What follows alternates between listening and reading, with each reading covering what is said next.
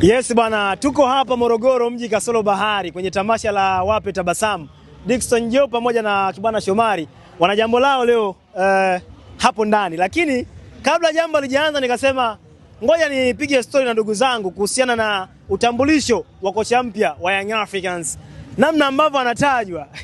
Binafsi bwana, mimi mwenyewe pia natia kizungumkuti, lakini kuna wanangu hapa wanasema kwamba wanaweza kulispell vizuri kabisa. Ngoja nikusikilizishe kidogo mtaalam kutoka South Africa, mwandishi wa habari mwenzetu, jinsi ambavyo amelitaja hili jina.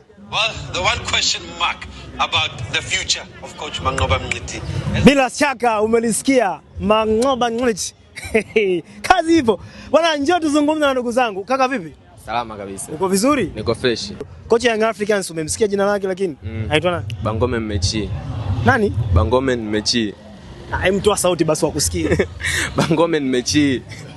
Waambie sasa watazamaji kwamba kocha Yanga anaitwa afu nataja. Jina lake siwezi kulispell vizuri lakini nahisi ni Bangome Mmechi. Bwana sawa, kwenye comment utaniambia kama mama kapatia au la. The one question mark about the future of coach Mangoba Mngeti.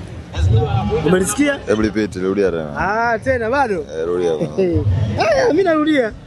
Well, the one question mark about the future of coach Mangoba Mngeti.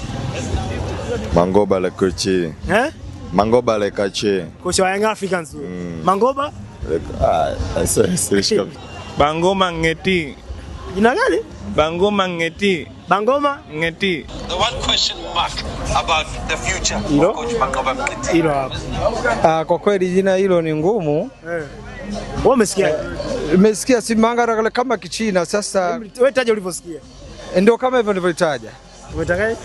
Wanasema kajitambulisha kama jina lake anaitwa sijui Manger Machisi sasa huko mbele. Basi naomba mimi waambie Watanzania kwamba tuna imani na kocha wetu afu mtaje jina lake.